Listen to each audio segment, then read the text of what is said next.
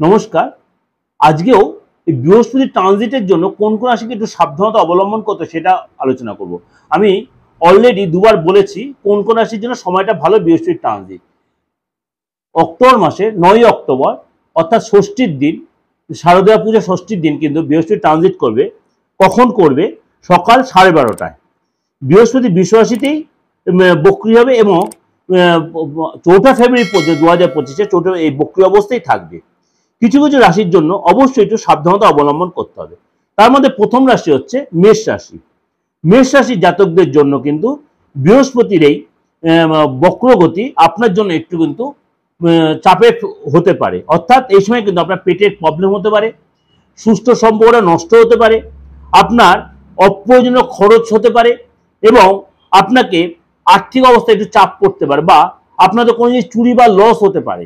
আপনি হয়তো কাউকে নিজের বন্ধু বান্ধবের সাথে হয়তো একটু সম্পর্কটা খারাপ হতে পারে, যাদেরকে হয়তো বিশ্বাস করে কোনো কথা বলবেন, পরে হয়তো তারা আপনার সাথে কোনো খারাপ বিহেভ করতে পারে, বা আপনার গুরুজনের শরীরটা নিয়ে ডিস্টার্ব হতে পারে। নেক্সট যে রাশি একটু সতর্কতা অবলম্বন করে সেটা হচ্ছে কর্কট রাশি। কর্কট রাশির জন্য বৃহস্পতির এই বক্রগতির জন্য আপনার কিছু কারণে আপনাকে একটু অ্যাডজাস্ট করে চলতে হবে। কোনো বুদ্ধির সাথে আপনি চললে বুদ্ধি, কোনো জায়গায় হট করে অর্থ ব্যয় করবেন, কার দ্বারা কোনো প্রভোকেটেড হবেন না।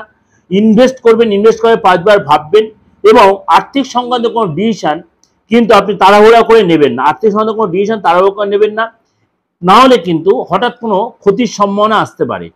এই সময় কোনো ভুল রিলেশনে জড়িয়ে পড়তে পারেন। নেক্সট যে রাশি সতর্কতা অবলম্বন সেটা হচ্ছে বৃশ্চিক রাশি। বৃশ্চিক রাশির জাতকদের জন্য বৃহস্পতি এই বক্রগতি অবশ্যই একটু সতর্কতা অবলম্বন করতে হবে। আপনাকে অবশ্যই কোনো আপ ডাউনের মধ্যে যেতে হতে পারে। আপনি যদি আপনার কর্মজীবনে সাফল্য পেতে চান, এই সময় আপনার নিজের কথাবার্তার উপর কন্ট্রোল নেবে, রাগ জেদ কন্ট্রোলে রাখতে হবে এবং আপনি যে কাজগুলো আপনি করছেন, যে কাজে আপনি তার মধ্যে অবশ্যই কনসেন্ট্রেট করবে এবং আপনার বস বা গুরুর অ্যাডভাইসটা অবশ্যই শুনে, তাহলে সেখানে আপনি সাকসেস পাবেন। নেক্সট যে রাশিকে সতর্কতা অবলম্বন করতে সেটা হচ্ছে মকর রাশি। মকর রাশিকে অনেক বেশি ধৈর্যশীল হতে হবে এবং বাক্য যে লোকের সাথে বলবেন সেটা কিন্তু খুব বুঝে শুনে কথা বলবে। আপনার ব্যবহারে লোকে সম্পর্ক খারাপ হতে, লোকে আপনার ভুল ব্যাখ্যা করবে আপনার কথা এবং আপনার হওয়া কাজ নষ্ট হতে পারে। আর্থিক অবস্থার কোনো কারণে একটু ডিস্টার্ব হতে পারে বা আর্থিক লস হতে পারে। অর্থাৎ এই রাশিগুলো কিন্তু একটু সাবধানতা অবলম্বন করবে বৃহস্পতির বক্রগতির জন্য। ভয় পাওয়ার কিছু নেই। যদি দেখছেন আপনার কোনো অসুবিধার সম্মুখীন হচ্ছেন, তাহলে অবশ্যই কোনো কারোর সাথে, অভিজ্ঞ কারোর সাথে কনসাল্ট করবেন, যে আপনার হাতটা দেখাবেন বা আপনার সিচুয়েশন যে তার সাথে অবশ্যই শেয়ার করবেন, তাহলে অবশ্যই সেখান থেকে কোনো প্রতিকার নিলে অবশ্যই সেখান থেকে আপনি বেরিয়ে আসতে পারবেন। এরকম নিত্য নতুন প্রোগ্রাম দেখার জন্য আমার দিগদর্শন মন্ত্র চ্যানেলটা অবশ্যই সাবস্ক্রাইব করে প্রত্যেকটা সবার আগে আপনি পৌঁছে যাবে। এবং আমার সাথে যোগাযোগ করতে হলে 8910973325 অবশ্যই বুকিং নিয়ে ফোন করবেন। ইনডিটে আপনি দেশের বাইরে থেকে হোক বা দেশের যে কোনো প্রান্তে থেকে হোক, আপনি অবশ্যই যোগাযোগ করতে হবে। নমস্কার।